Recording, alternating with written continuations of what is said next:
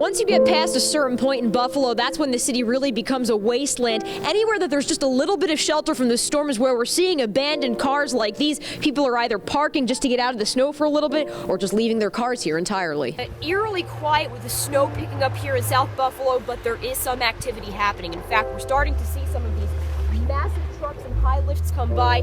Slowly but surely, they are making their way down South Park Avenue.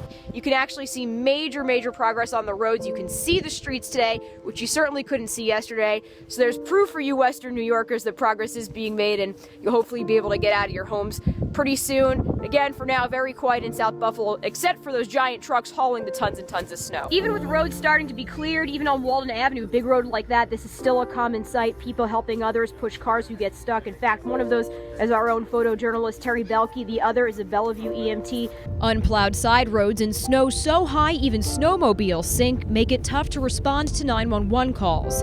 In one case, his crew couldn't wait for the high lift any longer. We took it upon ourselves to start crawling hands and knees with some shovels to get to the patient, dig her out. So you can see exactly where that lake effect band is about to strike next and dump what we've been talking about, the additional possible 1 to 2 feet in that area. We thought David Quick was digging out his own vehicle, but it turns out he was helping a neighbor. Well, we got a lot of older people that live in the buildings here, so they're not really able to do a lot of the shoveling themselves. Where the cars can't get to, people have to walk. Like at the Delta Sonic, where tons of people are carrying bags or sledfuls of food and supplies on foot.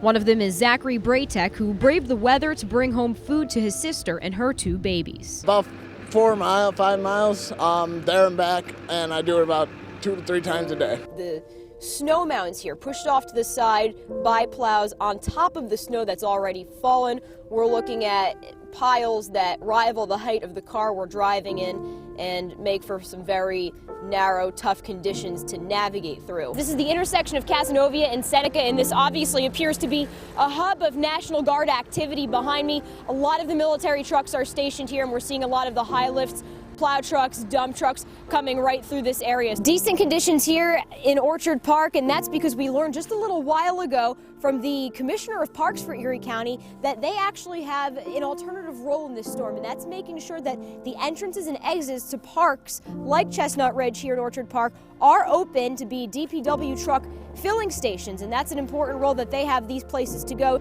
She'd been stuck inside her house, her car buried, for almost a week. It's scary with kids. I haven't worked. I mean, everybody's financially hurting from this storm, but I'm just thankful that I have great neighbors that are helping.